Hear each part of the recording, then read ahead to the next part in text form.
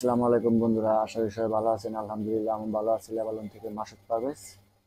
বন্ধুরা, ভিডিও করার জন্য মূলত সময় পাই না, কাজের অনেক চাপ। বর্তমান কাজের প্রচুর চাপ। তার ধন্যবাদ জানাই আমার বাংলাদেশের মানুষকে। বাংলাদেশে যে আন্দোলন করতেছে ফিলিস্তিনিদের জন্য, তা এই আন্দোলন দেখে বিশ্বের অনেক রাষ্ট্রে এখন আন্দোলন শুরু করে দিছে। কারণ সবাই দোয়া করবেন ফিলিস্তিনবাসীদের জন্য, কারণ ফিলিস্তিন একটা ওটা হাসরের ময়দান। ওর জন্য দোয়া করলে, ওর জন্য কিছু সহযোগিতা করলে, ওর জন্য একটু দোয়া করলে অনেক লাভবান হতে পারবেন আপনারা। কারণ এই ফিলিস্তিনের ভিতরে বিশ্বে যত মানুষ মারা গেছে, এই পৃথিবীর শুরু থেকে এই পর্যন্ত, সব মানুষ কাল হাসরের ময়দানে, ওইটা বা হাসরের ময়দান, ওখানে সম্পূর্ণ লোকজন উঠবে। বন্ধুরা, ডাক্তার ইউনূস অনেক অনেক জিনিস খুব ভালো সিদ্ধান্ত নিতেছে, যে মেয়েরা ফেসবুক টিকটক চালাইতে পারবে না, এর জন্য ডাক্তার ইউনূসকে অনেক ধন্যবাদ জানাই। আরেকটা নিউজ দেখলাম আজকে, সেনাবাহিনী আবার মাইকিং করে বলে দিতেছে এই ঘোষণাটা, যে কোনো মেয়ে মানুষ কোনো টিকটক চালাইতে পারবে না। আসলে এই টিকটকের কারণে, ফেসবুকের কারণে অনেক অনেক সংসার, ভালো ভালো সংসার ধ্বংস হয়ে যাইতেছে।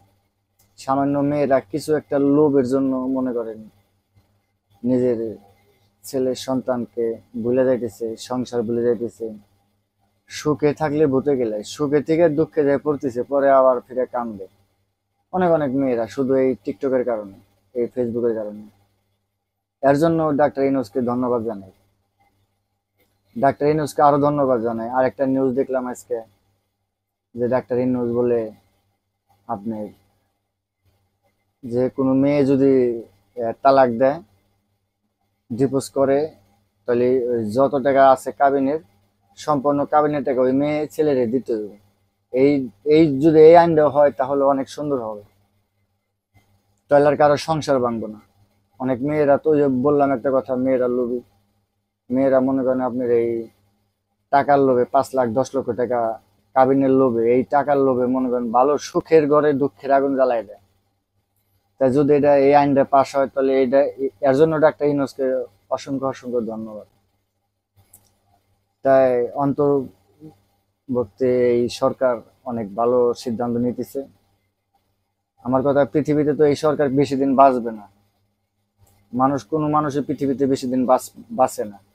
তবে এই সরকার একটা সুযোগ পাইছে, এই সুযোগে যদি নিয়ে এই সরকার ওনার নিজের ব্যক্তিগত ব্যাপার থেকে কিছু ভালো ভালো কিছু আইন কারণ করে থয়ে যায়, তাহলে এটা সারা জীবন মানুষ মনে রাখবে। অনেক লোক আছে অসহায়, মেয়েদের কাছে অসহায়, মেয়েরা মনে করেন কান্দে মানুষের কাছে মিথ্যা কথা বইলে সুখের ঘরে দুঃখের আগুন লাগাই দেয়। এর জন্য অনেক অনেক ধন্যবাদ। ভিডিওটা বন্ধুরা শেয়ার করে দিবেন সর্বোচ্চ। আর বন্ধুরা, আমরা আছি লেবানন, বন্ধু আমি বর্তমান লেবানন আছি।